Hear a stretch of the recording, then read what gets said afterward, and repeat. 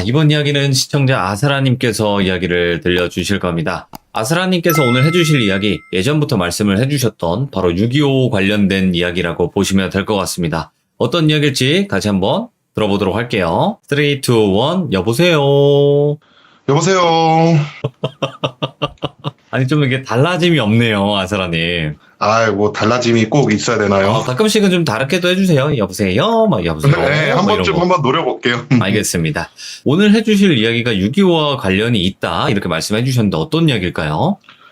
이 이야기를 이제 영화 제목은 얘기하지 않지만 한 영화의 감독님이 겪으신 이야기를 제가 갖고 왔습니다. 오, 알겠습니다. 그러면 어떤 이야기일지 바로 출발을 해보도록 하겠습니다. 렛츠가! 기리십니다. 렛츠 기릿!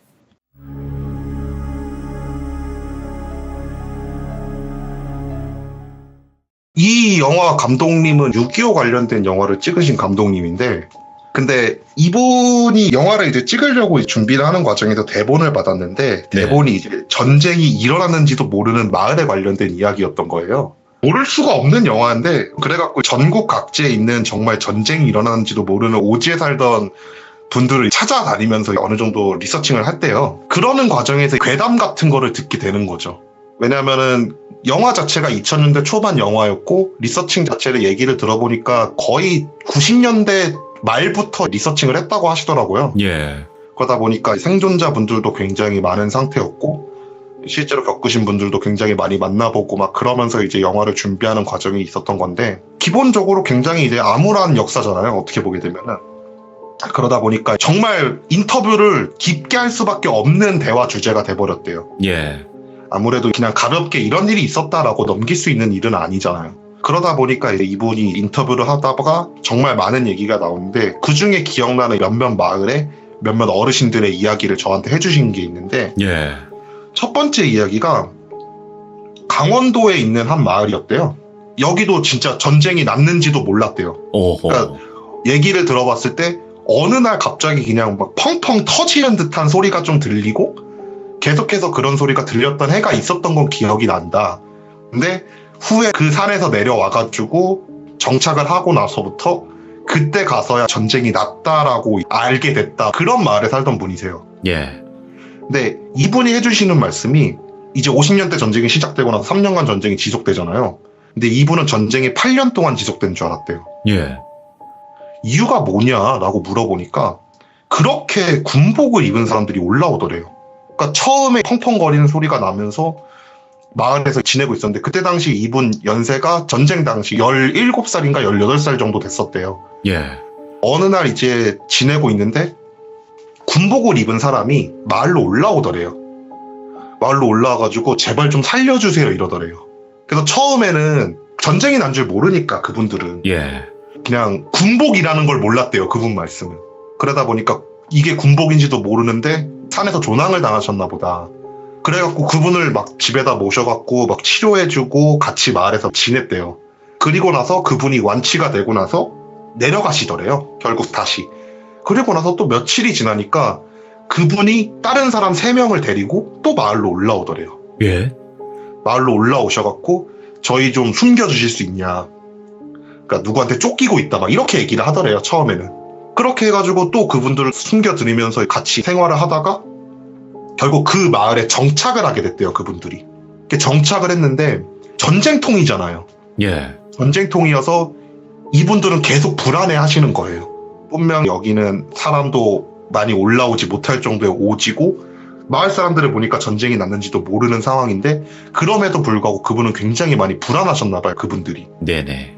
어느 날 그분들이 살고 있는 집을 같이 식사를 하자고 부르려고 딱 들어갔는데 한 분이 목을 메고 안 좋은 선택을 하셨대요. 예. 그러니까 그 압박감을 못 이기신 거죠. 이유를 몰랐대요. 할머니 말씀이 도대체 이분이 왜 갑자기 이런 선택을 했는지 모를 정도로 정말 당혹스러웠대요. 네. 그러던 차에 이제 그 모습을 보고 있던 다른 한 분도 뒤따라가지고 안 좋은 선택을 하시게 된대요. 그러니까 이제 살아남은 사람이 2명밖에 안 남은 거잖아요. 이분들이 어느 날 갑자기 마을에 편지를 한 통을 남겨놓고 떠나더래요. 우리가 여기 있으므로 이 마을이 안 좋은 일에 휩쓸릴 수 있다. 평화롭게 살아가시는 이 마을을 해를 끼칠 수 없다. 이러면서 마을을 떠나신 거래. 그런 편지를 딱 남겨놓고. 그리고 나서 거의 한 몇 개월의 시간이 흘렀대요. 그 두 분이 오시는 거래요.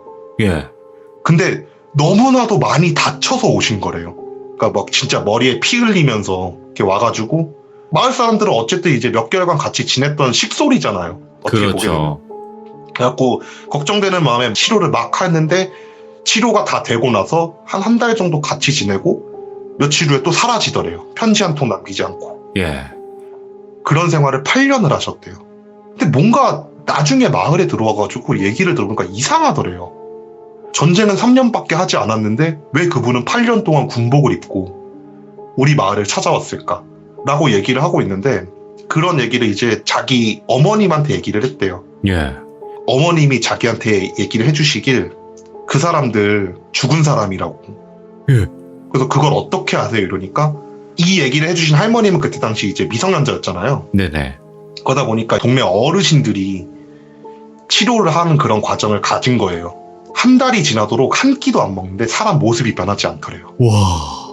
그런 식으로 8년 동안 자기들을 찾아오더래요. 나중에 산에서 내려와가지고 마렛마을 생활을 하면서 느끼기에 전쟁통에 돌아가셨는데 죽어서도 안식을 찾기 위해 우리 마을을 찾아왔구나. 예. 막 이런 말씀을 하시더래요.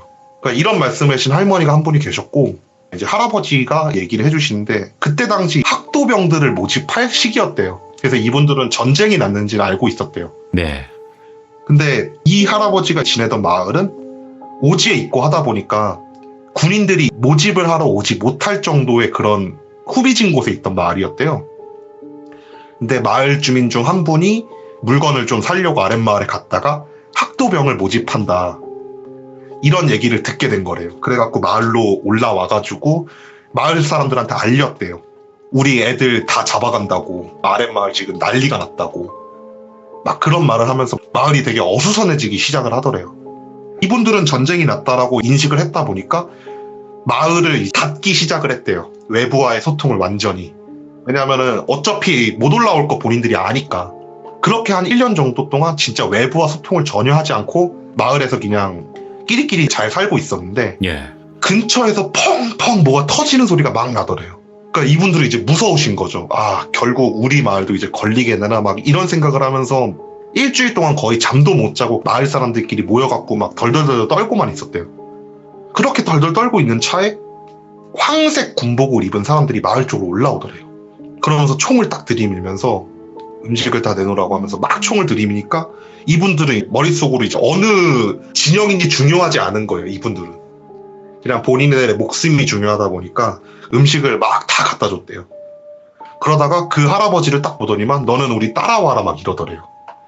그 마을에 정말 병사로서 활동을 할 수 있던 사람이 그때 당시 할아버지밖에 없더래요. 그래갖고 그 할아버지가 그 황색 군복을 입은 흔히 얘기한 북한군이죠. 황색 군복이니까 아마 북한군이었겠죠. 그분들을 이게 쫓아서 내려가게 됐대요. 내려가다가 우리나라 군사들을 만나게 된 거죠. 우리나라 군사를 만나서 총격전이 벌어지게 됐대요. 총격전 도중에 그 할아버지가 도망을 치게 된대요. 본인이 도망을 쳐가지고 다시 마을로 올라왔대요. 마을로 올라오는데 그 총격전에서 우리나라 군사가 이겨갖고 저 사람을 쫓아가보자 해가지고 마을로 남한군이 이제 들어오게 된 거죠.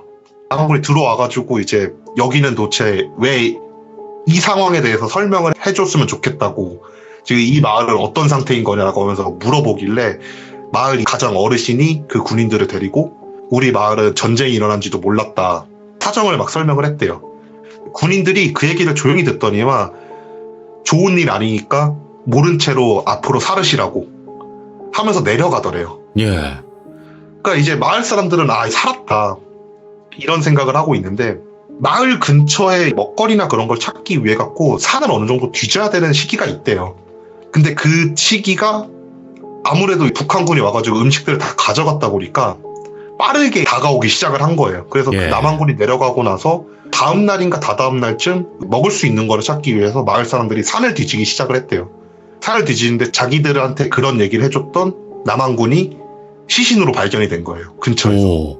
근데 이분들은 그거를 보고 나서 안쓰럽다는 생각보다 이 근처에서 누가 죽었으니까 수색을 하거나 그러면 우리 마을의 존재가 걸린다라는 생각이 먼저 들더래요. 그래갖고 그 시신을 마을로 끌고 올라와가지고 마을에다가 간단하게 무덤을 만들어주고 장례를 치러주게 된대요. 장례를 치러주니까 이분들이 그날 저녁부터 자꾸 뭔가 이상한 꿈 같은 걸 꾸더래요. 무슨 꿈인가 하면서 다른 어른들한테 얘기를 하다 보니까 자꾸 동네로 군인들이 막 이렇게 찾아와가지고 우리들을 막 다 총살을 하고 어허. 사람들을 데리고 가고 막 그러는 꿈을 꾼다고. 이런 꿈을 막 꾼다는 그런 게 있다 보니까 어른들 사이에서 불안감이 계속 커지기 시작을 하신 거죠. 그러다가 마을 동네 분 중 한 분이 무덤을 파가지고 시신을 꺼내서 마을 먼 곳에다가 갖다 놓자고. 그러면은 시신이 멀리서 발견됐으니까 그쪽을 수색하지 않겠냐고. 이런 말을 하더래요. 그때 할아버지가 말씀해 주셨던 게 그렇게 얘기를 했대요. 사람이 불안감이 너무 커지다 보니까 인간성이 사라지기 시작을 하더래요. 어떻게 무덤을 다시 팔 생각을 하냐 막 그런 식으로 말씀을 하셨다고 하시더라고요. 예. 근데 어떻게 마을 사람들은 이미 그렇게 하기로 결정이 나버렸대요. 그래갖고 그때 당시 가장 어리면서 육체 상태가 좋았던 그 할아버지 한 분과 자기 아버지가 시신 둘을 업고 마을 외곽 쪽으로 이동을 하기 시작을 했대요. 마을 외곽 쪽으로 막 이동을 하는데 시신을 약간 망태 같은 데 이렇게 넣고 끌고 갔대요. 예. 망태 같은 데다가 넣고 둘이서 멧돼지 들쳐 매듯이 메고 그리고 나서 한 구 한 구씩 옮기기로 자기가 시신을 메고 앞에 아버지가 가시고 자기가 뒤를 이렇게 쫓아서 시신을 메고 가고 있는데 망태자루가 막 움직이더래요. 예. 분명히 이미 묻힌 채 일주일 정도 된 시신이 뭐야? 막 움직이더래요. 아버지가 그러더래요. 신경 쓰지 말라고. 저거 우리가 잘못 보고 있는 거라고. 절대 아무것도 아닐 거야 이러면서 막 움직이더래요. 그러면서 그냥 계속 갈 길 가시니까 이제 이분 생각은 우리가 진짜 불안감에 이상한 걸 보나 보다 막 이렇게 생각을 하면서 저녁이 돼가지고 산에서 노숙을 하게 된 거래요. 예. 노숙을 하는 내내 망태가 막 움직이더래요. 아버지는 신경 쓰지 말라고 했는데 그 할아버지는 너무 신경이 쓰이더래요. 열어볼까라는 생각이 문득 들더래요. 그래서 열어봤대요, 그거를. 열어봤는데 말하긴 좀 껄끄럽지만 시신 안에 쥐가 파고 들어가가지고 어허. 시신을 갉아먹고 있더래요. 예. 망태 안에서. 그러다 보니까 이제 움찔움찔 거리고 있던 거죠, 망태가. 그 모습이 뇌리에 꽂혔대요, 그래갖고. 그래서 그날 망태를 재빠르게 딱 닫고 누워갖고 잠을 자려고 하는데 자꾸 머릿속에 그 모습이 막 떠오르더래요. 아무래도 너무 끔찍한 장면이잖아요. 네. 계속 떠오르다가 진짜 못 자겠다 한 다음에 그날 밤을 새고 다시 또 이동을 해가지고 멀리다가 시신을 버리고 다시 마을로 돌아왔대요. 예. 근데 한 구가 더 남아있잖아요. 그것도 또 정리를 하기 위해 갖고 시신을 또 망태에다 또 집어넣기 시작을 했대요. 예. 집어넣고 또 이동을 하기 시작을 했대요. 갖다 버린 곳에다 멀리니까 또 거기로 가려고 하는데 아버지가 갑자기 등에 메고 있던 그 막대기를 던지더니만 자기 쪽을 해가지고 자기 뒤쪽으로 막 뛰어가더래요. 그러면서 할아버지 이름을 부르면서 아들 너도 빨리 와 하면서 막 뛰더래요. 뭐지 하고 정면을 딱 봤더니만 자기가 망태를 열고 봤던 그 모습 있잖아요. 그 모습으로 앞쪽에서 총을 들고 걸어오고 있더래요, 본인한테. 그걸 보고 너무 놀라갖고 막 뛰어갔대요. 마을까지 뛰어서 도망을 쳤대요, 그렇게. 마을까지 뛰어서 도망쳐 오니까 마을 사람들이 이제 막 얘기를 한 거예요. 막 귀신을 봤다 그런 얘기를 막 하지만 마을 사람들 머릿속에는 시신을 그럼 마을 근처에다 지금 버린 거냐. 이게 걸리면 우리 어떻게 하냐고. 그러면서 막 뭐라 그러더래요. 불안감에 진짜 사람이 미쳐가기 시작을 한 거죠. 결국 어쩔 수 없이 그분들이 다시 출발을 해야 되는 상황이 될 정도로 마을 사람들이 엄청나게 뭐라 하더래요. 결국 이제 그 할아버지랑 할아버지 아버지 두 분이서 다시 그곳을 찾아가게 됐대요. 시신이 없더래요. 그걸 보고 나서 불안해지기 시작을 하더래요. 잠깐 그 사이에 설마 시신을 발견했나? 그러면 이 주변을 수색할 텐데? 막 그런 생각이 들더래요. 그래갖고 마을을 돌아가기가 너무 무서워지더래요. 왜냐면은 그 시신을 처리하기 위해서 마을 밖으로 나올 때 봤던 마을 사람의 눈빛들이 이걸 처리 못하면 니들을 죽여버릴 거야 라는 그런 느낌이 들 정도의 눈빛이었대요. 살기. 네. 그러다 보니까 마을 안을 들어가기가 너무 무서워지더래요. 내가 이거를 지금 시신을 여기서 잃어버렸다고 얘기를 하게 되면은 마을에서 뭔 짓을 당할지 모르겠더래요. 그래갖고 아버지랑 같이 그 할아버지가 노숙을 한 3일 정도 하게 됐대요, 산에서. 근데 시대가 시대고 잘 먹지도 못하는 시대는 3일간 노숙을 하면서 진짜 얘기해 주시는 게 나무 막 껍질 벗겨먹고 막 그 정도로 버텼대요. 근데 사람이 그쯤 되면 이제 배고픔에 미쳐가기 시작을 하잖아요. 그러다 보니까 안 되겠다, 마을을 돌아가자 라고 하면서 그래도 우리가 몇 년간 같이 본 사이인데 설마 죽이기 하겠냐 이런 식으로 마을을 들어가게 됐대요.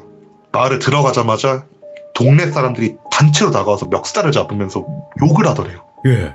그러면서 한다는 말에 시신 어떻게 처리했길래 시신이 자꾸 우리 마을로 걸어오냐고. 그. 무슨 말씀이세요? 라고 물어보니까 그분들이 마을을 떠난 그날 밤에 저벅저벅거리는 소리가 마을 안을 계속 울리더래요. 뭐지란 생각으로 마을 어르신들이 잠을 자다가 나와갖고 마을 밖을 딱 보니까 군복을 입은 시신이 이렇게 걸어다니더래요. 걸어다니다가 해가 뜰 때가 되면은 그 할아버지와 할아버지 아버지가 시신을 업어갔던 그 장소를 향해 갖고 걸어가더래요. 다음날도 또 와가지고 시신이 걸어다니더래요. 그리고 나서 그분들이 마을로 돌아오기 전날 밤에는 2명이 돼 있더래요. 그게 처음에 봤던 쥐에 파먹고 있던 그 시신이더래요. 그 얘기를 들으니까 믿음이 안 가더래요. 단체로 불안감에 헛것을 본다라고 생각을 했대요. 그때 당시 네. 할아버지 아버지는. 그래서 자기한테 아들 잘 들으라고, 지금 마을 사람들이 제정신이 아닌 것 같다고, 그리고 제정신이 아니다 보니까 무슨 짓을 할지 모르기 때문에 식량을 챙겨주겠다고, 당분간 마을을 떠나 있으라고, 그리고 나서 마을이 좀 안정화된다라고 생각을 하게 되면은 그때 가서 데리러 가겠다고, 마을에서 좀 떨어진 곳에서 혼자서 지내고 있어라 하면서 그날 저녁에 식량이나 그런 것들을 다 챙겨갖고 자기를 마을에서 내보냈대요. 근데 이제 어린 나이잖아요. 그분도 그때 당시 이제 18, 17 정도 됐을 때였으니까. 네. 그러니까 무섭더래요. 그런 얘기를 듣고 혼자서 밖에 있는 것 자체가 너무 무섭더래요. 마을 밖에. 노숙도 해야 되고. 그래갖고 그날 저녁에 도망을 쳤지만 다음날 새벽에 잠도 안 오고 마을 상황이 어떤지 한번 볼까 이러면서 이렇게 마을 쪽 이렇게 딱 구경을 하고 있는데 뒤쪽에서 저벅저벅거리는 소리가 들리더래요. 예. 또 군복을 입은 시인 누구가 마을 쪽으로 저벅저벅 걸어가더래요. 그걸 보고 나서 소리를 질러버린 거예요, 그분이. 예. 그러니까 소리를 지르니까 이제 마을 사람들이 다 깰 거 아니에요. 아무래도 신경 날카롭게 서 있는 마을이다 보니까 마을 사람들이 깨가지고 비명소리가 난 곳으로 막 다가왔대요. 다가오니까 이제 본인 서 있고 마을 어르신들이 이렇게 다 횃불 들고 이렇게 딱 와가지고 시신을 마주보게 된 거래요. 시신을 딱 마주보게 되니까 마을 사람들 중 몇 분들이 무릎을 꿇고 제발 우리 마을 좀 놔달라고, 네. 지금 우리도 불안해가지고 그러는 거라고, 정말 우리가 정말 미안한 짓을 했지만 한 번만 좀 용서해 줄 수 있냐고 하면서 막 무릎을 꿇고 막 빌기 시작을 하더래요, 마을 사람들이. 네. 그거를 진짜 두 분이 그냥 물끄러미 쳐다만 보고 있더래요. 그러다가 어르신 한 분이 제발 내가 따라갈 테니까 우리 마을은 살려달라고, 원한이 있으시면은 나한테 풀지, 아직 여기 젊은 사람들도 많고 가족 있는 사람들도 많은데 나는 이미 살 만큼 살았으니까 나 쫓아가게 놔두라고, 그리고 마을은 놔달라고 하면서 동네에서 가장 나이가 드신 분이 그 앞으로 다가와서 무릎을 꿇고 그 두 분한테 막 빌더래요. 네. 그러다가 그 말을 들은 그 두 분이 고개를 끄덕끄덕 거리더니만 그럼 따라오세요 이러면서 가더래요. 그래서 어르신이 그분들을 따라간대요. 마을 사람들이 여기서 되게 확실히 불안감이나 그런 게 되게 크다라고 느꼈던 게, 네. 막 저 어르신을 쫓아가야 된다, 죄송하다 그런 생각보다 이제 괜찮구나라는 생각이 들더래요. 이제 괜찮아지겠구나라는 생각이 들어갖고 다 마을로 돌아와가지고 그날 저녁에 잠도 못 자고 이제 마을은 괜찮을 거야, 진짜 괜찮아질 거야, 막 그런 말을 하면서 버텼는데 다음날부터 그 어르신이 마을로 찾아오기 시작을 하더래요. 마을 사람들이 아는 얼굴이잖아요. 처음에는 귀신인지도 몰랐대요. 예. 어르신 왜 다시 돌아오셨어요? 그분들은 어떻게 됐어요? 딱 물어보는데 니들 때문에 지옥을 갔다 왔다고, 그리고 나는 앞으로도 계속해서 지옥에서 있을 거라고, 오. 너무 억울하다고, 니들도 데리고 가야 될 것 같다고, 막 그러면서 마을에 있는 나이가 많은 순서로 집을 막 들어가기 시작을 하더래요. 우와. 다음날이 되면은 원인 모르게 돌아가 계시더래요. 그러니까 마을이 진짜 불안감이 끝자락까지 오른 거예요. 그러니까 마을을 버리자라는 얘기가 나오더래요. 혼을 걷어가 버리니까. 네, 그쵸. 이분들이 예. 못 쫓아오게 단체로 이주를 해버리자고. 그래갖고 사람들이 먹을 거 막 이런 걸 잔뜩 챙겨갖고 보찜을 싸들고 도망을 치기 시작을 했대요, 마을에서. 마을에서 도망을 쳐가지고 좀 멀리 떨어진 산 깊은 곳에다가 움막 같은 걸 차려놓고 지내는데, 일단은 기본적으로 의식주 중에 주가 지금 거의 사라진 거잖아요. 그렇죠. 그러다 보니까 이 사람들이 엄청나게 예민해지고 날카로워지기 시작을 하더래요, 불안감에. 그러면서 자꾸 헛것을 보는 사람들이 생기더래요. 다음날 아침에 일어났더니만 할아버지가 또 찾아왔다고, 그리고 이번엔 혼자 온 게 아니고 그 군인 둘을 데리고 왔다고, 예. 막 그런 말을 하더래요. 마을 사람들이 여기서 안 좋은 선택을 하는 게 그 사람들을 하나씩 버리기 시작을 했대요. 그 중에 대표하던 어르신이 저런 사람이 하나둘씩 늘 때마다 위험 부담은 커진다고. 저 사람이 잠들 때 우린 도망을 치자. 저 사람을 놔두고. 그런 선택을 했대요. 그렇게 하나하나 버려가면서 계속해서 이동을 해갔대요. 며칠 후에 처음 버렸던 어르신이 찾아오더래요. 한쪽 팔이 없는 상태로. 그리고 또 며칠 후에 두 번째로 버렸던 사람이 또 찾아오더래요. 예. 얼굴이 반이 날아간 채로. 그러면서 그러더래요. 나를 버리고 가가지고 산속을 헤매다가 군인을 만나갖고 내 팔이 없어졌어요. 내 팔 어딨어요? 막 이런 말을 하고, 도망을 치다가 뭐에 맞았는데 왜 한쪽 눈이 안 보여요? 막 그런 말을 하고. 와. 사람들이 다 미쳐가기 시작을 하더래요. 그때부터 스스로 목숨을 끊으시는 분들이 생기더래요. 예. 압박감을 못 이기고. 그러던 차에 전쟁이 끝나게 됐대요. 시간이 이제 시간대로 흘렀으니까. 산 아래로 내려와가지고 우리를 좀 걷어주세요 라고 하면서 마을을 찾아갔대요. 마을에 찾아갔는데 그날 시신을 파자고 얘기했던 사람들 있잖아요. 그 사람들이 다 목숨을 끊더래요, 스스로. 그러면서 목숨을 끊기 전에 이상행동을 보이면서 했던 말들이 그거래요. 다 마을을 살리려고 그랬던 거야. 절대로 우리가 일부러 그랬던 건 아니야. 제발 좀 그만 나타나줘. 와. 이런 말을 하면서 동네에서 미쳤다는 소리 들으면서 막 뛰어다니면서 막 죄송하다고 빌고 막 그러다가 다 목숨을 끊더래요, 스스로. 이분은 그런 걸 봤대요. 그러니까 전쟁의 참상이, 전쟁이 일어났는지도 모르는 마을에까지 미칠 정도로 정말 어마어마했었다라고 막 말씀을 해주시더라고요, 이분은. 와. 거의 그냥 마을 하나가 초토화가 됐네요. 초토화가 된 거죠. 여기까지는 이제 감독님이 들으신 얘기고, 예. 이제 제가 직접 들은 얘기를 해드릴 거예요. 오호. 예. 저도 촬영을 되게 많이 다니다 보니까 그런 분들을 몇 분 만나뵌 적이 있어요. 6.25 전쟁을 실제로 경험하신 분을. 아, 그렇죠. 생존자분들이 정말 많으세요. 그리고 50년에 일어났던 일이다 보니까 지금도 살아계신 분들도 수두룩하게 계시고. 그럼요. 저희 할아버지만 해도 겪으셨으니까. 그쵸. 근데 이제 이분 같은 경우에는 정신병원에서 만났어요.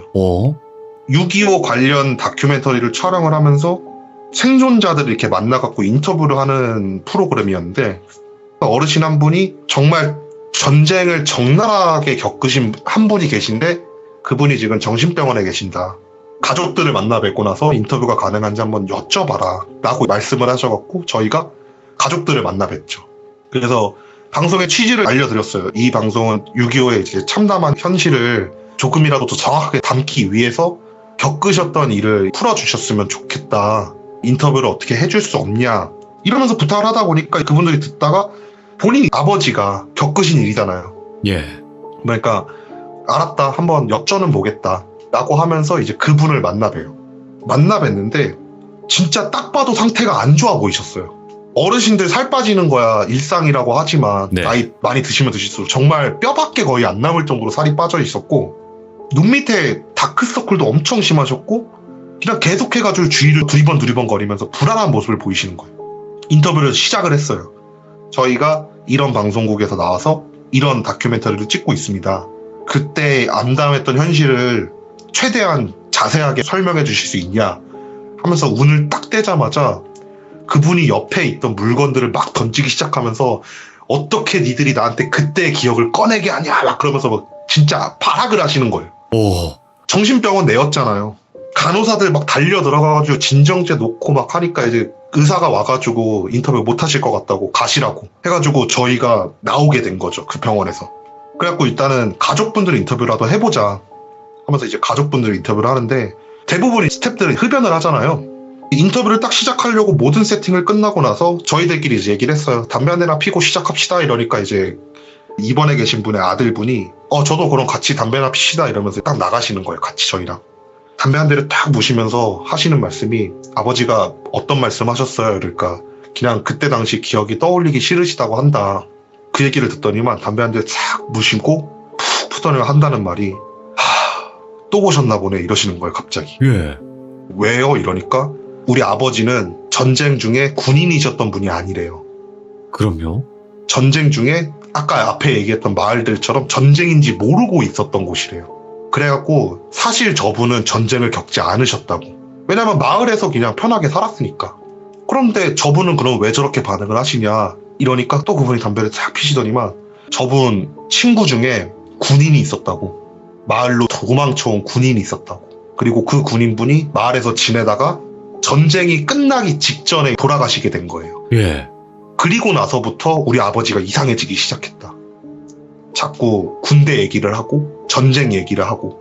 근데 그게 너무 리얼하더래요.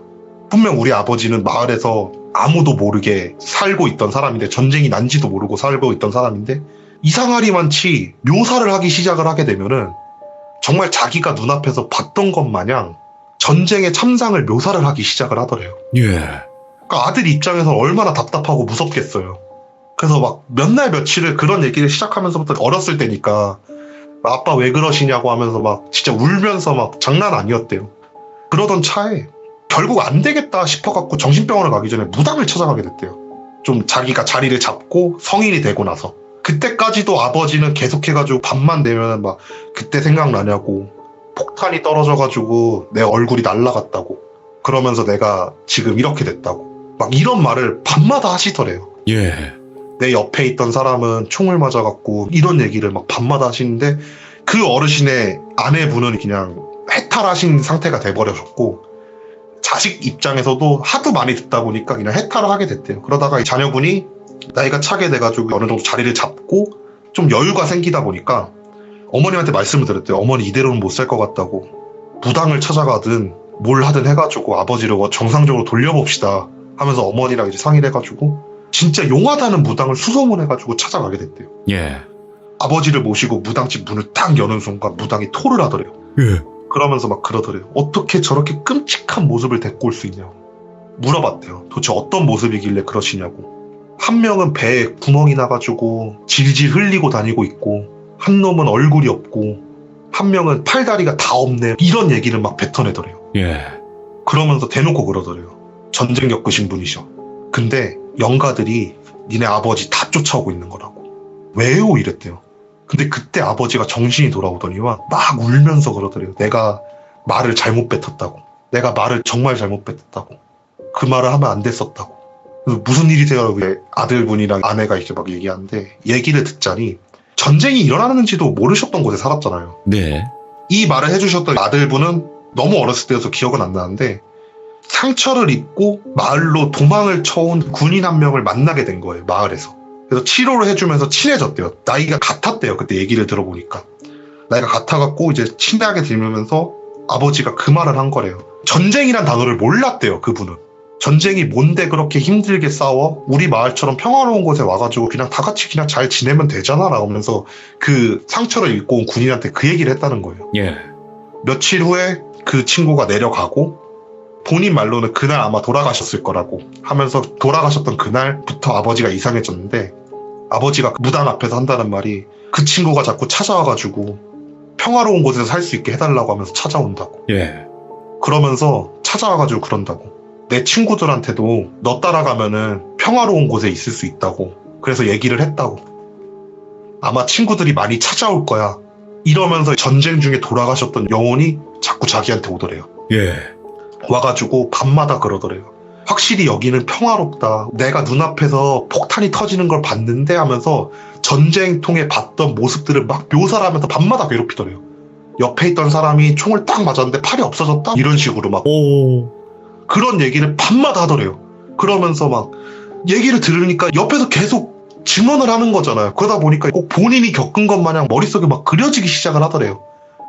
그러면서 내가 이상해졌다고 하면서 무당한테 막 얘기를 하더래요.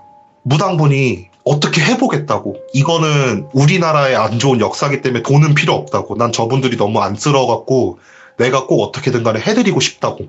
이러면서 구판을 엄청 크게 벌여갖고 그 어르신이 괜찮아졌대요. 일시적으로. 근데 어느 날 한 일주일, 2주일 정도 지나고 나서 퇴근을 하고 집을 돌아왔는데 아버지가 어머니랑 술을 마시고 있더래요. 예. 그래가지고 옆에 앉아서 아버지 웬일로 술을 드시세요? 이러니까 처음 보는 사람들이 또 찾아왔어 이러더래요. 그리고 그때부터 다시 이상행동이 시작되더래요. 무당을 찾아갔대요. 어떻게 된 거냐고, 이제 괜찮아진 거 아니냐고. 무당이 한숨을 쉬더니만 너무 많은 영이 있다고. 그리고 너무 많은 영이 그 얘기를 들었다고.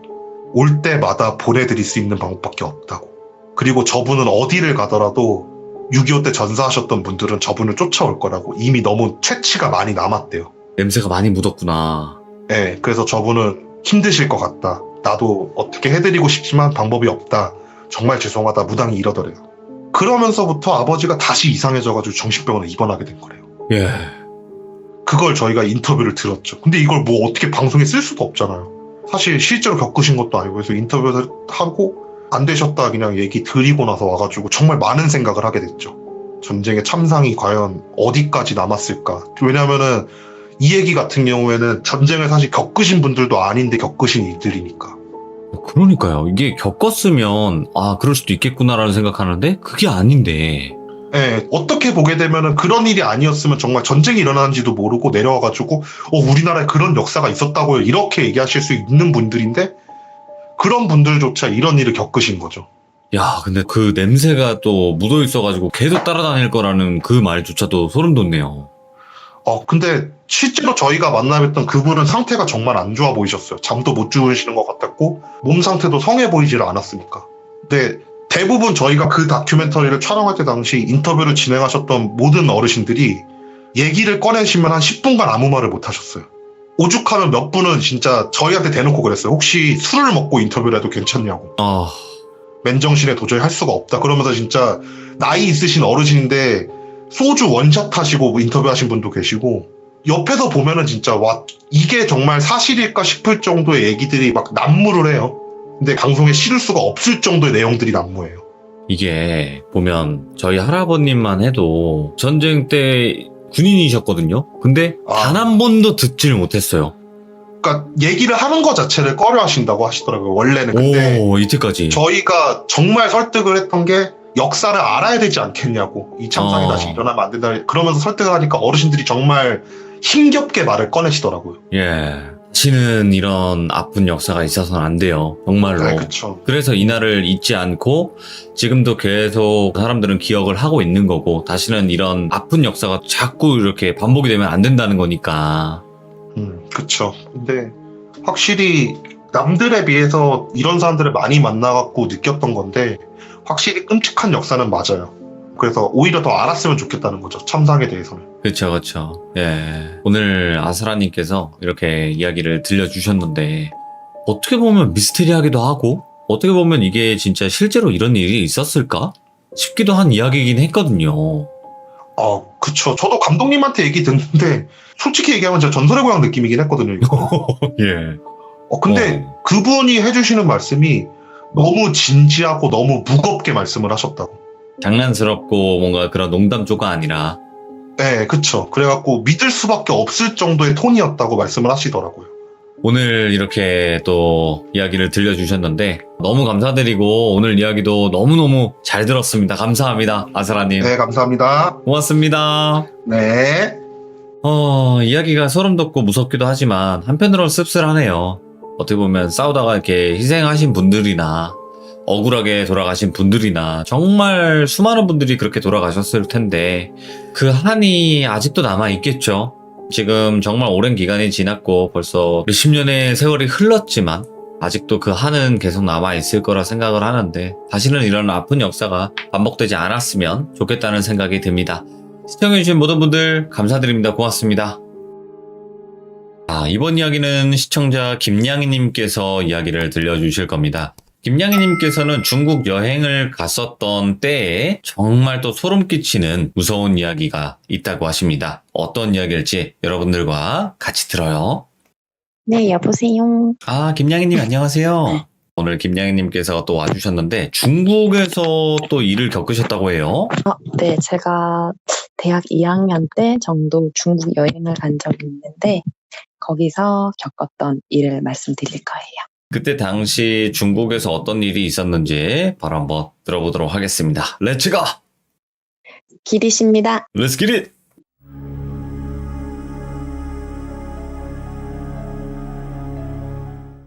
오늘 제가 해드릴 이야기는 중국에서 있었던 일인데 제가 태권도를 좀 오래 했었어요. 그러다 보니까 대학 들어와서도 동아리 계속 했었고 2학년 때 동아리에 중국 유학생 오빠가 들어왔었거든요. 예. 한국 문화를 경험하고 싶다고 동아리에 들어온 오빠였는데 이 오빠가 중국에서 꽤 잘 살았던 걸로 제가 알고 있어요. 그래서 이 중국 오빠가 1년 유학을 하고 마무리하던 겨울에 고맙다고 중국으로 초대를 했고 그렇게 여자 동기 1명, 남자 동기 2명 해서 저 포함 4명이 중국 오빠랑 같이 해서 이렇게 하면 저희가 5명이 되는 거죠. 네. 그래서 4박 5일에 중국 여행을 가게 된 거죠. 장소는 상하이입니다. 이 오빠가 실제로 살던 곳은 조금 떨어진 부촌 마을이라고 하나요? 예. 그런 곳에 있는데 주택 밀집 지역이 따로 있었어요. 근데 이제 도심에 할아버지가 가지고 계시는 아파트가 있어서 거기를 숙소로 쓰라고 하시더라고요. 그래서 저희는 도심으로 그냥 가게 된 거죠. 교통도 그렇고 구경하기에는 도심이 더 나으니까요. 네. 낮에 도착을 해서 둘러본데 보니까 루자주이라는 금융회사가 몰려있는 근처의 아파트더라고요. 그래서 낮에 도착해서 구경을 하다가 조금 돌아다니다가 한 7시, 8시 정도 아파트에 들어갔어요. 좀 신기했던 게 이 중국 오빠가 현관 앞에서 잠깐 멈추라고 하는 거예요. 오호. 노크를 해야 된대요. 그럼 제가 의아해서 오빠 여기 우리만 쓰는 거 아니에요? 누구 있어? 이랬더니 구매를 해두고 거의 쓰지 않는 새집이라고 하더라고요. 예. 그래서 새집에 들어갈 때는 귀신에게 인사를 해야 한대요. 예의는 바르네요. 예. 독특한 문화인데 그냥 뭐 실례합니다 이런 개념인 것 같아요. 신기하다 하면서 오빠가 똑똑 노크하는 걸 들었어요. 화장실에서 노크하는 소리 없으면 그냥 열고 들어가는 것처럼 그렇게 하면 된다고 생각을 했는데 노크하자마자 안에서 문 긁는 소리가 나는 거예요. 예. 강아지나 고양이 키우시는 분들은 아실 거예요. 그 문 열어달라고 방문 긁는 그런 소리. 알죠. 예. 그런 소리인데 쇠문이니까 쇠 긁는 소리가 싹싹싹 하고 나는 거예요. 진짜 장난처럼 새로운 나라 문화 배우듯이 노크를 댔고 아무도 없나 봐 하고 들어가야지 했는데 소리가 나니까 분위기가 싹 쎄해진 거죠. 예. 그러니까 뭐 우연히 그랬겠지. 다른 곳에서 난 소리가 울렸던 걸 수도 있지 하고 그냥 들어갔어요. 무슨 소리 났다고 숙소 새로 잡을 수 없으니까. 그렇죠. 들어가니까 그냥 조금 전 그 어색함 필요 없더라고요. 방이 창문이 있어야 할 자리가 막 통유리로 되어 있어가지고 높은 빌딩들, 뭐 낮은 건물들 그 라인도 너무 예쁘고 오. 야경이 진짜 예뻤어요, 이 집이. 그래서 감탄을 하고 있는데 공간이 또 충분해서 저는 이곳에서 방을 또 혼자 썼거든요. 방문을 열고 딱 들어가면 통유리 창문이 보이고 그 옆에 침대가 있는 그런 방이었어요. 이제 조금 이야기하고 놀다가 각자 자러 방에 들어가서 저도 방에 들어와 침대에 누웠죠. 침대에서 오른쪽으로 누우면 바로 통유리 창문으로 창밖이 보이는데 잠들랑 말랑 눈꺼풀 막 무거워지고 있었어요. 창밖을 딱 가만히 보고 있으니까 눈이 오더라고요. 오호. 겨울이었거든요, 이때가. 그래서 눈에 소복이 쌓이는데 이 아파트가 고층이다 보니까 예. 창밖을 보는데 그 다른 건물들 옥상으로 눈이 쌓이는 게 보이더라고요. 그때 느낌이 지금 생각해도 굉장히 묘했거든요. 예. 지금에 와서 좀 달리 생각하면 표현에 따라서는 약간 영상미에 있다라는 생각도 들고요. 그러니까 어떤 느낌이냐면 도깨비 드라마 많이들 보셨으니까 여기 비유를 해보면 도깨비 처음에 이제 옥상에서 되게 울적하게 있는데 혼자 맥주 마시고 있었나? 그럴 때 이제 그 여자 주인공 엄마 구해주잖아요. 네네. 인간의 생사에 관여하는 그런 장면이 있는데 그때 휘날리는 그 눈발의 느낌이었어요. 제가 느낀 거. 오, 예. 이쁘다. 이뻤어요. 되게 묘했는데 그걸 이제 잠들랑 말랑 이렇게 보고 있는데 제가 있던 곳보다 낮은 건물에 있는 거기 옥상을 어린 여자아이가 눈에 발자국을 찌면서 놀고 있는 거예요. 옷을 입기는 했어요, 이 친구가. 근데 옷이라기보다는 하얀 거적을 두른 그런 느낌이었거든요. 때타고 더러운 하얀 천 같은 걸 입고 있었고 맨발이었어요. 왜 맨발인지 제가 이걸 기억하냐면 이 아이가 옥상에서 막 뛰어다니는 모습을 보면서 아우 쟤 발 시려서 어떡해? 이런 생각을 제가 했었거든요. 예. 거기다가 목에는 빨간색 목걸이 하고 있었어요. 리본보다는 좀 가는 끈 같은 빨랫줄 있잖아요. 그런 끈같이 얇은 그런 목걸이였고 머리에는 초록색 리본 머리띠 하고 있었고 예. 사실 가깝지 않은 거리에 있었는데 저는 그 귀신이 원근감을 가지고 보이지 않을 때도 적지 않더라고요. 이 친구들이 멀리 있다고 작게 보이고 이런 게 아니에요. 예. 제가 느끼기에는. 어떤 느낌이냐면 분명히 멀리 있는 줄은 알겠는데 옷차림이나 행동 같은 그런 특징이 클로즈업 된 것 같은 영화나 드라마 같은 거 보면 한 씬에서 떡밥 되는 내용을 좀 줌 당겨서 보여주는 거 있잖아요. 예. 네, 그런 느낌으로 저는 보였던 거예요. 이게 되게 눈에 꽂히듯이, 그러니까 머리에 꽂히듯이 들어왔는데 그 모습을 보면서 제가 이상하다. 중국에는 밤에 아이들 혼자 내보낼 리가 없는데 밤 10시, 9시 이때 애들 혼자 안 보낸다고 하더라고요, 이 나라는. 예. 근데 그 시간이 밤 12시였거든요. 제가 잘 때가. 그래서 건물 자체가 저 아이 가족들이 사는 집인가? 그러면 올라가서 놀 수도 있잖아요. 그래도 그렇지 맨발로 애를 내보내나? 이런 생각을 하는데 이 여자아이가 옆 건물로 펄쩍 뛰어가는 거예요. 놀이터 놀듯 뛰는 모습이 아니라 건물과 건물 사이를 뛰어넘더라고요.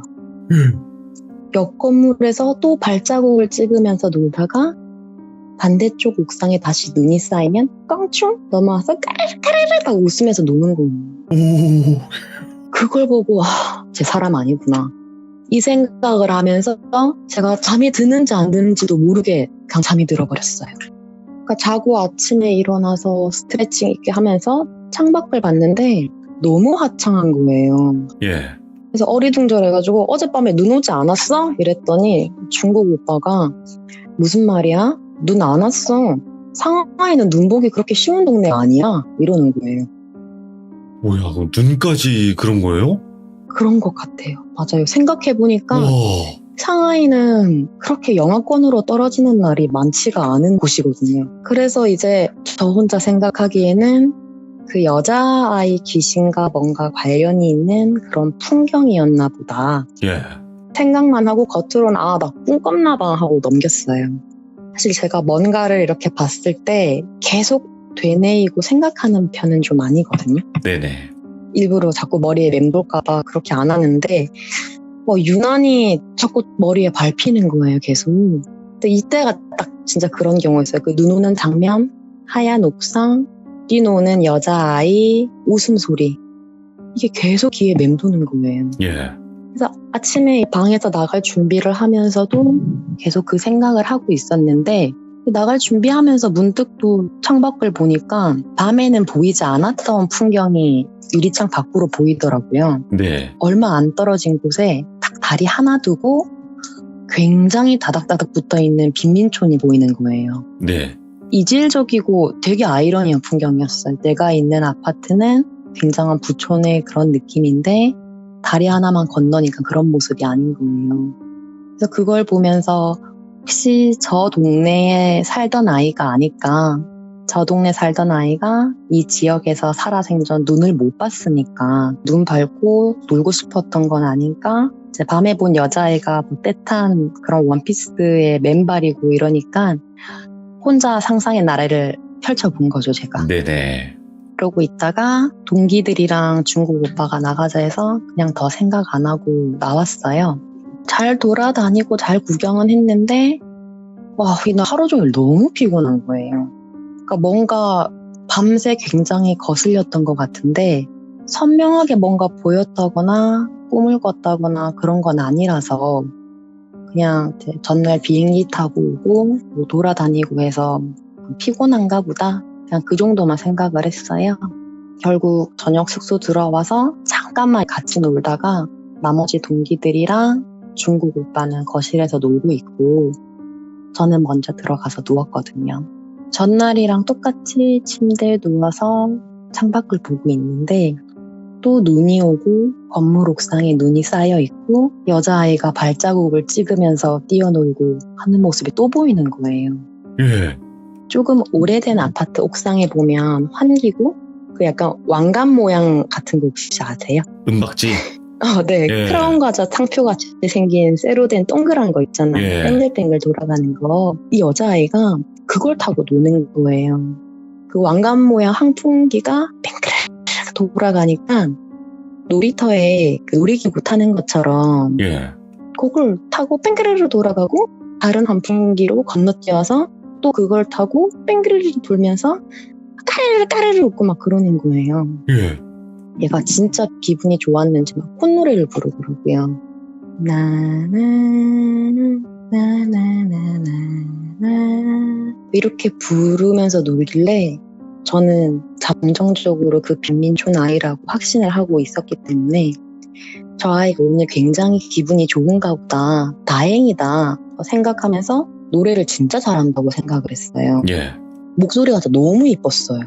같은 음이 반복이 되니까 저도 속으로 계속 따라 부르게 되더라고요. 그 모습을 보면서 나나 뭐 이러고 있는데 이게 문득 이상한 거예요. 이 애는 지금 내가 있는 방 밖에서 내가 있는 건물보다 낮은 건물에서 노래를 부르고 있잖아요. 소리가 너무 잘 들리지. 예. 귀에서 들리는 거, 귀 바로 우와. 옆에서. 그 생각이 딱 드는 순간 몸이 안 움직이는 거예요. 일반적인 가위라고 하기엔 전 잠들지 않았어요. 눈도 네. 뜨고 있었고. 근데 흥얼거리는 소리는 계속 들려요. 나나 막 들리는데 막 눈밭에 발자국을 맨발로 남기던 그 아이가 딱 멈추더니 저를 보는 것 같은 거예요. 오, 위를 봐요? 네. 분명히 눈 마주쳤어요. 근데 이 아이의 눈에 흰자만 있는 거예요. 검은 눈동자가 없었던 게 아니라 우리 눈 위로 막 치켜들면 눈 돌아가는 것처럼 흰자만 보이잖아요. 예. 그런 느낌이었어요.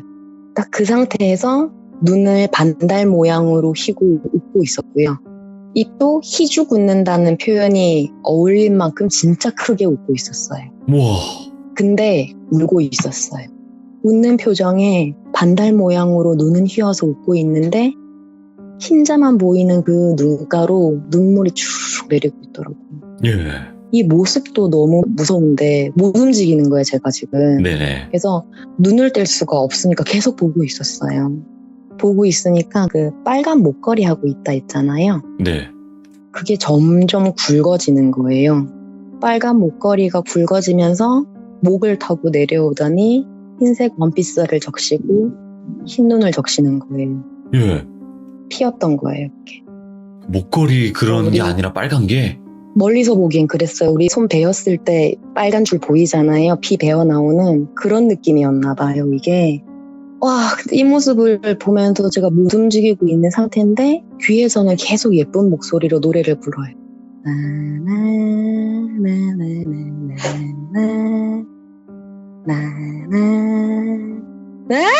하고 귀가 찢어질 것 같이 너무 무서운 거예요, 소리를 지르는데. 제가 지금 집에서 해서 되게 조용하게 한 건데 정말 선명하고 악을 썼어요, 애가. 이게요? 네. 소리가 너무 울려서 조용히 한 건데 그래서 저 이때 울었거든요. 옆으로 누워 있으니까 눈물이 옆으로 흘러서 콧대를 지나서 다른 쪽 눈 안에 들어가서 앞이 뿌옇게 보이고 다시 눈 가장자리로 타고 볼까지 물이 번지는 그 느낌이 다 느껴졌거든요. 예. 펑펑 울었어요. 너무 무서워가지고 어떻게든 움직이려고 막 발버둥을 치고 있는데 방문이 벌컥 열리면서 중국 오빠가 와가지고 야 일어나 이러면서 저를 깨우더라고요. 그래서 진짜 이러면서 벌떡 일어났어요. 식은땀 다 젖어 있는 거예요. 침대 예. 시트랑.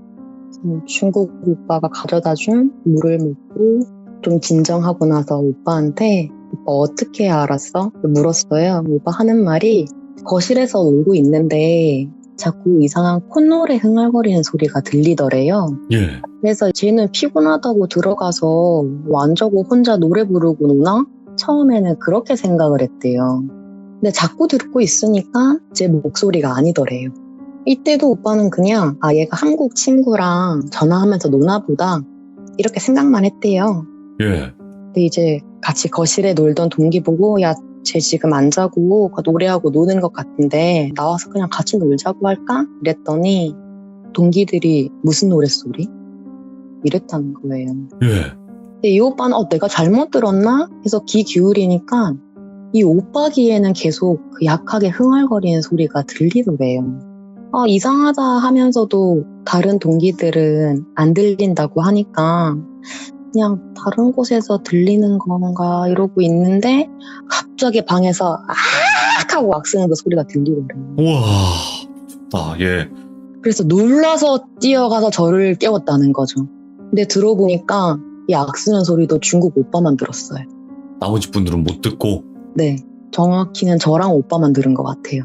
이 일이 있고 자려고 다시 누웠는데 잠이 안 오더라고요. 너무 무섭고 또 들릴까 겁나고.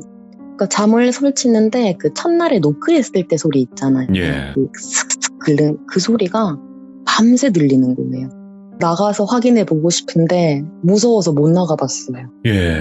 그 여자아이랑 그 눈 마주쳤을 때 그 비주얼이 너무 충격적이었어서 도저히 용기가 안 나더라고요.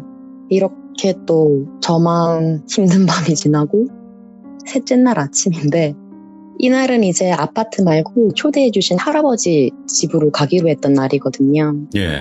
이제 할아버지가 계신 곳이 또 부자들 사는 동네인데 아파트는 아니고 한남동처럼 주택이 좀 밀집된 그런 고급 주택 뭐 그런 곳이었던 것 같아요. 네네. 이동을 하는데 선물 같은 거 좀 사가려고 그래서 중국 오빠랑 저랑 선물을 사서 가고 나머지 동기들은 먼저 가 있기로 해서 둘이만 먼저 따로 나왔던 거죠. 예. 걷고 있는데 오빠 표정이 너무 안 좋은 거예요. 어두워요, 표정이 그냥. 그래서 무슨 일 있어? 이랬는데 오빠 그냥 피곤해서 그래 이러는데 피곤한 얼굴이 아니에요, 보니까. 그래서 어차피 전날 소리 들은 것도 둘밖에 없으니까 제가 물었어요. 어제 이상한 일 때문에 그래? 이러니까 머뭇머뭇하더라고요. 그래서 이것 때문이구나 싶었던 거죠, 저는. 오빠 뭐 때문에 그런데? 이랬더니 자기가 중국에 사는 동안 15살부터 그 악 하는 소리를 밤마다 들었대요. 한국 유학 가고 나서 안 들렸고 중국에서 가끔씩 들어올 때도 안 들렸는데 어제부터 다시 그게 들린다는 거예요. 그게 다시 들리니까 무서운 거죠, 이 오빠는. 그래서 뭐 짚히는 부분 있어? 이랬더니 자기도 모르겠대요. 예. 좀 궁금한데 자기도 그걸 알 수가 없으니까 답답한 거죠. 그래서 위로할 처지는 제가 아니지만 그렇지. 괜찮다.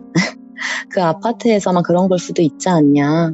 다른 집에서 나는 소리를 이제 층간소음처럼 우리가 들었던 걸 수도 있고 네. 또 할아버지 댁은 우리끼리 있는 것보다 훨씬 북적거리고 일반 주택이라 우리밖에 없으니까 뭐 괜찮지 않을까? 이렇게 애써 위로를 하면서 다시 쇼핑을 하고 선물을 사서 할아버지 댁으로 갔어요. 예.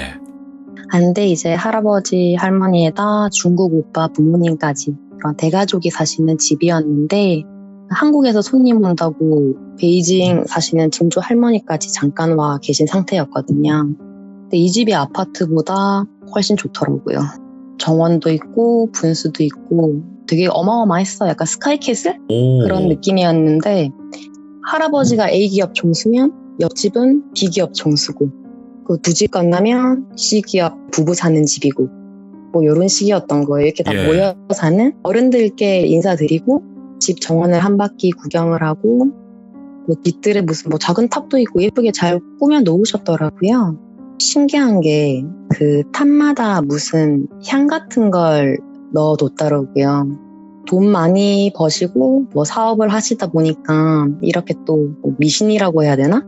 뭐 그런 걸 좀 믿는 느낌? 그래서 그런 것도 좀 하시는가 보다 싶어서 뭐 그런 것부터 했어요. 이거는 집을 한 바퀴 다 돌아보고 들어가는데 이 집이 또 2층 집이었거든요.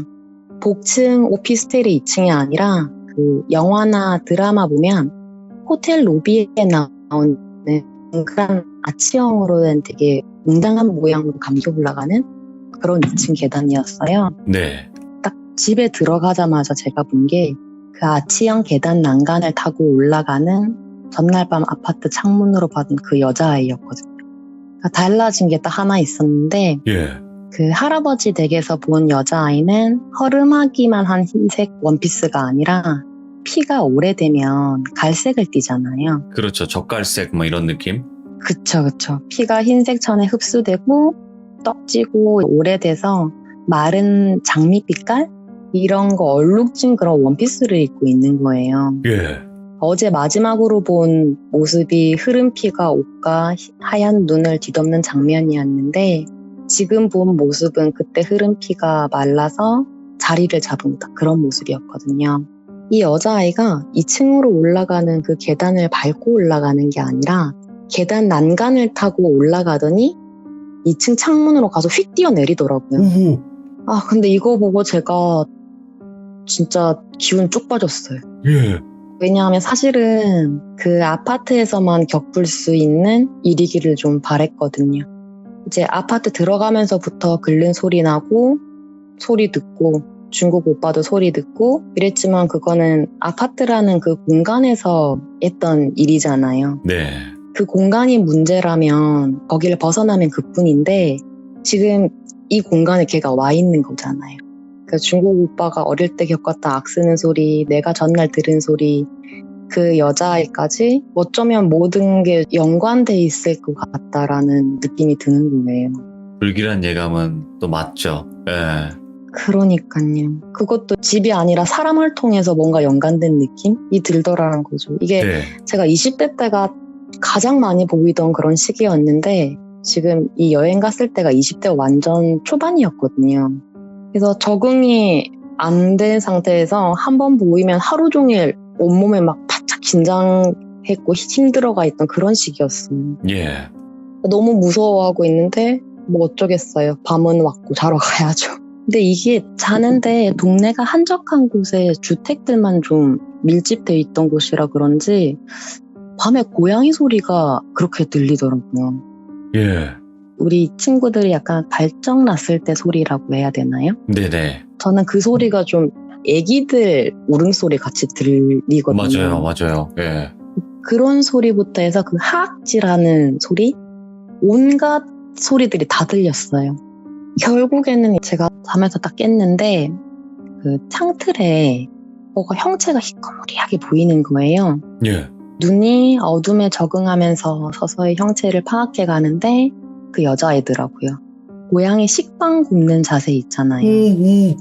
그 자세로 창틀에 앉아서 저를 보고 있었어요. 엄청 이렇게 웅크리고 있는 자세거든요. 모르시는 분들 네네. 계시니까. 등 약간 동그랗게 말고 이제 약간 스핑크스 같은 느낌으로 압박을 맞아. 하고 이렇게 앉아있는 그런 느낌인데 그렇게 가만히 창틀에 앉아서 저를 보고 있는 거예요. 어떻게 일어나서 이제 불을 켠다거나 뭔가 대처를 하고 싶은데 그럴 새도 없이 얘가 풀쩍 뛰어가지고 침대에 있는 제 배 위에 와서 앉는 거예요. 예. 움직이지도 못하고 쳐다만 보고 있었죠. 근데 얘가 자기 목을 막 조르면서 이러면서 눈이 막 뒤집어지는 거예요. 전날 봤던 그 흰자만 보이는 것처럼 막 눈이 뒤집어져요, 얘가. 자기 목 조르면서 막 그 소리 있잖아, 전날 들었던 그 소리를 내면서 사라져요. 형상은 이미 사라졌는데 마지막에 한 소리인지 소리만 메아리처럼 울리는데 그 당시 듣기로는 뭐 요스, 야스 뭐 이런 느낌이었어요. 근데 저런 식이었던 것 같아요. 이날도 잠에 깨서는 고양이 소리 너무 시끄러워가지고 그냥 밤샜거든요. 중국에서 4박 5일 중 4일째로 넘어왔는데 첫날부터 거의 잠을 못 잔 상태인 거예요. 네네. 이런 게 시달리는 건가 싶기도 하고 얼굴에 이제 다크가 한참 내려와 있으니까 뭐 증조 할머니, 할아버지 다 걱정을 하시더라고요. 예. 그래서 고양이 때문에 그냥 잠을 못 잤다 했더니 뭐 예민한가 보다 그렇게 거슬릴 정도로 고양이 소리 안 났는데 뭐 이러시길래 그냥 그런 거 같다. 그냥 너무 피곤하면 오히려 잠 안 올 때 있지 않냐. 그래서 더 예민한 것 같다. 그냥 이렇게 이야기를 하고 끝을 맺었거든요. 네. 내일이면 한국 돌아가니까 아쉬운 마음에 최선을 다해서 놀았어요, 그날은. 한참 놀다가 다시 집으로 들어오는데 딱 그 순간에 한 5, 6명 정도가 할아버지 댁으로 들어가고 있더라고요. 예. 근데 그냥 손님이라고 하기에는 뭔가 굉장히 울그락불그락해서 걷는 거나 이런 전체적인 분위기만 봐도 느껴질 때가 있잖아요. 이분들 거의 지금 모양이 거의 잡히기만 해봐라 뭐 이런 느낌이었거든요. 그래서 분위기가 이상하니까 저도 이제 긴장해가지고 저희도 쭈뼛쭈뼛 들어갔어요. 눈치 보면서. 현관 앞에서 중국 오빠 할머니, 할아버지, 아버지 다 나와서 막 조금 전 격양되어 들어갔던 그 무리랑 중국말로 뭐라 하고 계신 거예요. 그걸 알아들을 수는 없지만 왜 우리가 욕은 언어가 달라도 왠지 기분 나쁘고 전부 알아듣잖아요. 예. 그런 느낌인 거예요. 직감적으로 이거 우리가 있을 때가 아니구나 해서 올라와가지고 2층의 방에서 이제 숨만 쉬고 있었어요. 근데 혹시 뭐 한 말이라도 알아들을 게 있나 해서 귀 기울이고 있는데 뒷뜰이 너무 소란스러우더라고요. 네. 그래서 제가 2층이 방이었으니까 대놓고는 못 보고 몸만 이렇게 앞으로 살짝 기울여서 보고 있었어요. 그러니까 엄청 흥분해서 오는 그 격양 패밀리 분들이랑 이 가족이 뒤뜰로 오더니 조경에 탑 같은 거 있다고 했잖아요. 예. 그거를 하나하나 전부 다 파헤쳐 보시는 거예요. 근데 중국 오빠랑 뭐 오빠 가족들이 뭐라 뭐 또 말씀하고 계신데 분위기상 뭐 하는 짓이냐 지금 뭐 이런 거 같았어요. 예. 말리고 이랬으니까 아랑곳하지 않고 파헤치세요. 격양되신 이 분들이. 근데 구석에 있는 탑 아래에서 상자 하나를 딱 꺼내시는 거예요. 예. 궁금해서 계속 보고 있었죠. 근데 상자 뚜껑을 여니까 하얀 면에 뭐가 되게 곱게 싸져 있는데 그 빛바랜 하얀 천에 얼룩덜룩한 그 갈색 묻어있는 모양새가 너무 익숙한 거예요. 아. 계속 보고 있었더니 격양팸 중에 한 분이 그 하얀 면모를 탁 풀어헤치고 손에 무슨 줄을 들고 막 흔들더라고요.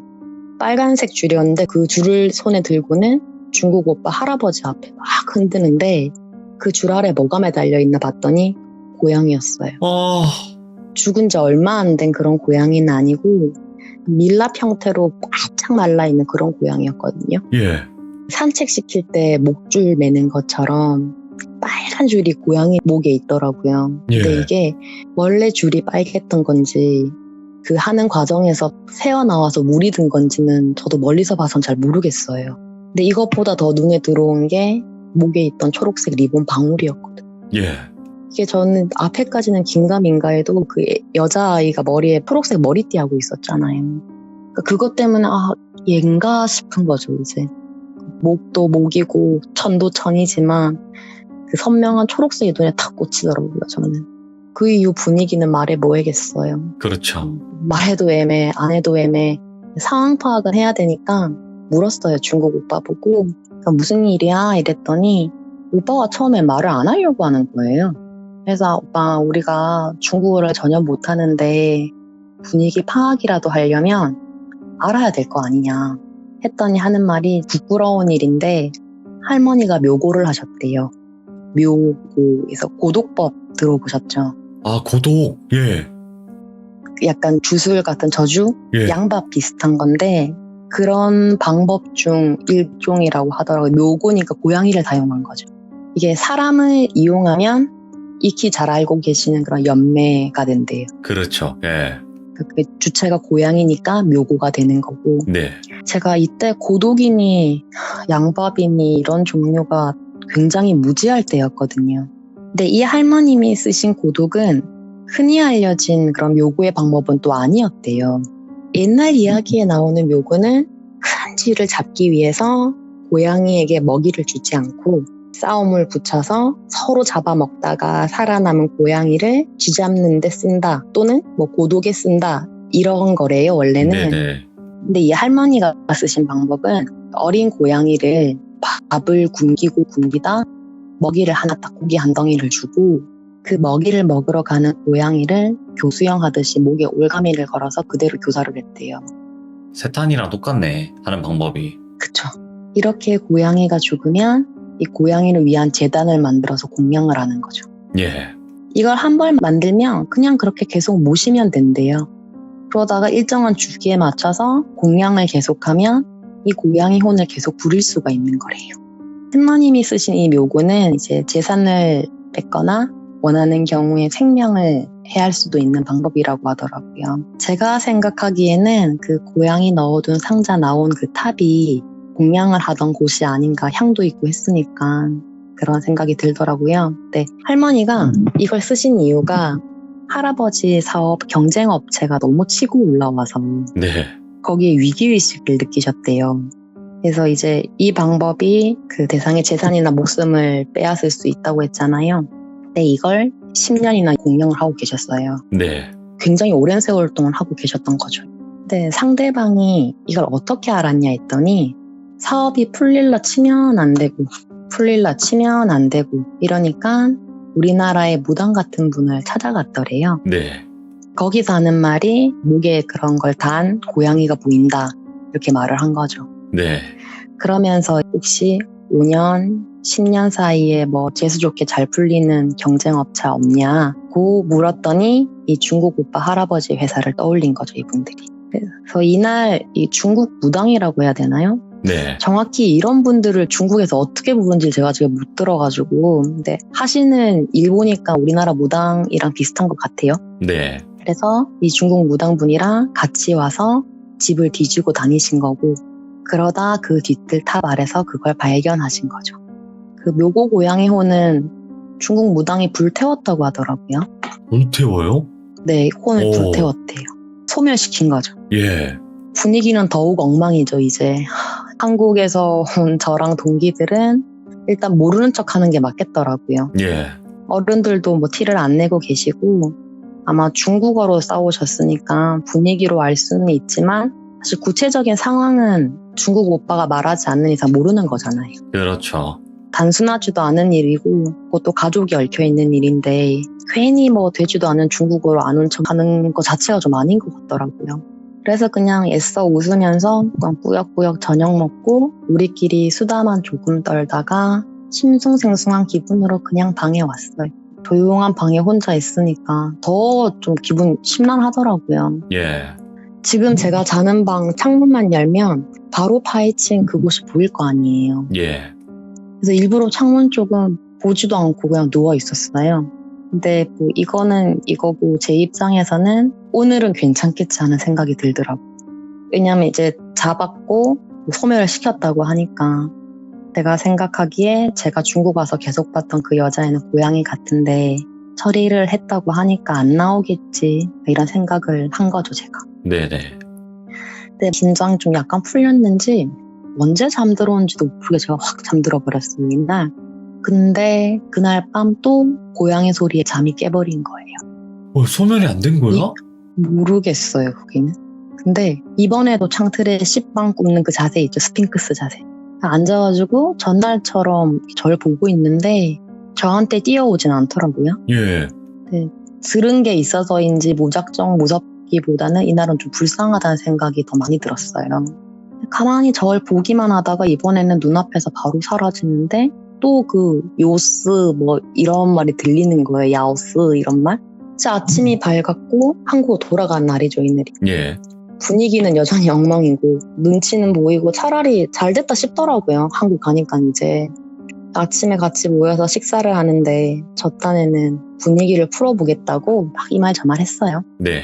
우리 그 외국 친구들 만나거나 외국에 살다 온 친구들 만나면 뭐 이런 말은 그 나라 말로 뭘로 해? 이러면서 막 물어보고 서로 알려주고 따라하고 그러잖아요. 그렇지. 재밌으니까 이런 게 발음 서로 하다 보면. 그래서 제가 요스가 중국말로 무슨 뜻이에요? 하고 물었어요. 그래서 분위기 띄우자고 한 말인데 분위기가 완전 싸한 거예요. 저랑 동기들이랑 진짜 완전 찔끔했거든요. 예.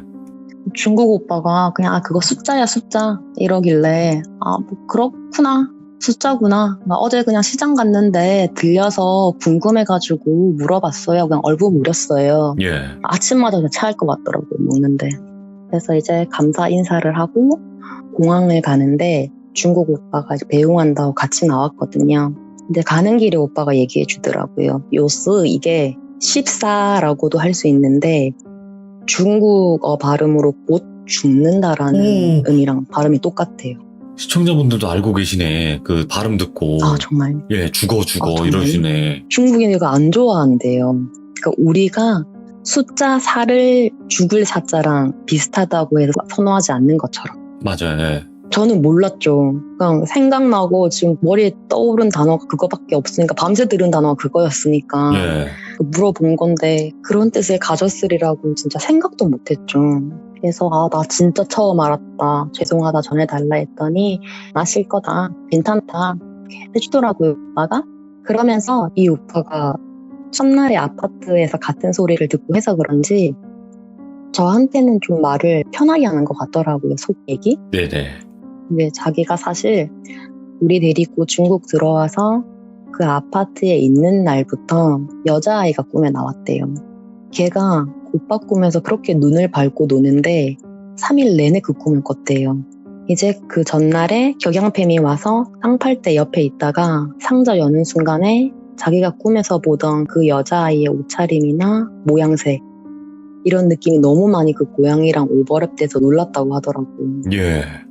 너무 좀 미안하고 편안하게 쉬었으면 좋겠다 라고 하면서 하는 말이 자기는 할머니가 한 거 아니라고 생각한대요. 예. 증조 할머니가 한 것 같대요. 베이징에서 온 증조 할머니가 한 것 같다는 말인데 우리 할머니는 뭐 그럴 뿐 아니라는 거죠. 이 오빠의 생각은. 근데 저는 누가 하셨든 그냥 더 이상 탈 나지 않고 잘 마무리됐으면 좋겠다 하고 비행기에 타서 한국으로 건너왔어요. 예. 처음엔 진짜 이 생각뿐이었는데 한 달 뒤에 중국 오빠랑 연락을 하다가 소식을 들어보니까 증조 할머니가 하신 게 맞고 할머니가 좀 나서서 감싸드린 게 아닌가 하는 생각도 들더라고요. 왜냐하면 중국 오빠가 묘고 설명해 줄 때 고양이 혼을 소멸시키고 나면 이 고독의 주체, 그러니까 이걸 건 사람이죠. 그 사람도 비슷한 방식으로 목숨을 잃거나 한대요. 예. 고양이 혼을 불태웠다고 했잖아요. 이 증조 할머니가 베이징 집 돌아가셔서 스스로 몸에 불을 내셨대요. 와. 그렇게 전신 화상 있고 병원에 계시다가 이틀 만에 돌아가셨대요. 오, 예. 이제 이 이야기를 하면서도 오빠는 이 일로 더 확실히 증조 할머니가 하신 게 맞는 것 같다고 그러더라고요. 오빠 근데 왜 그래도 꼭 증조 할머니라고 생각하면 그런 이유가 있어? 이러니까 오빠가 저보고 하는 말이 그 여자아이가 눈을 밟고 놀았으니 고양이가 눈을 밟고 돌아다닌 것 같은데 예. 상하이는 그렇게 눈이 안 온다는 거죠. 베이징은 눈이 와도. 그리고 무엇보다 이 오빠네 집에서 하는 사업이 집안 사업이다 보니까 증조 할머니랑 증조 할아버지가 원래 하셨던 사업이래요. 예. 네, 증조 조부모님이 젊어서 회사를 운영하실 적에 그 경쟁회사 사장네가 똑같은 고독을 했었대요. 어제 찾아온 그분들이. 이제 그래서 일종의 약간 복수 같은 개념으로 증조 할머니가 하신 게 아닐까 그렇게 생각을 하더라고요, 이 오빠는. 이 이야기 너무 찝찝한데, 그러니까 말 그대로 사람의 욕심으로 인해서 동물이 희생이 되어야 한다는 걸 그게 참 아무 죄도 없는 고양이가 그렇잖아요. 걔가 무슨 죄가 있어요. 아휴, 이게 인간의 욕심은 끝이 없네요, 정말로. 왜 그러는지 모르겠어요. 자기 욕심에 동물들을 쓰는지. 윤양이님도 이런 거를 실제로 보고 뭔가 겪으시고 나니까 참 든 생각이 많을 거라 생각을 해요. 이런 거 볼 때마다 좀 좋게 표현하면 묘한 거고 나쁘게 표현하면 정말 싫어지죠. 약간 정 떨어진다고 해야 되나. 아이고, 어떻게 보면 고독이라는 거 괴담으로도 많이 퍼져 있고 이미 유명한 내용이기도 하지만 이거를 또 실제로 목격을 하셨던 사례네요. 괴담이 아니라. 그쵸.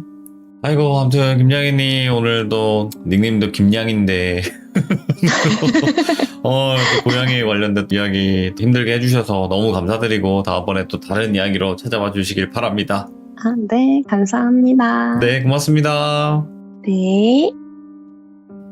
너무 충격적이네요, 여러분들. 뭐, 저주가 어쨌고 저쨌고, 뭐, 사람끼리 뭐 하는 것까지야 뭐 그들의 자유라고 생각은 해요. 하지만 그 매개체가 왜 동물로 이용을 해서 꼭 동물이 희생이 되어야 하는 거냐는 거예요, 제 말은. 고양이를 키우는 사람의 입장으로서 너무나 또 마음이 아파요. 너무 찝찝한 이야기였고, 그래도 실제로 겪었던 이야기 들려주셨습니다. 감사합니다. 고맙습니다.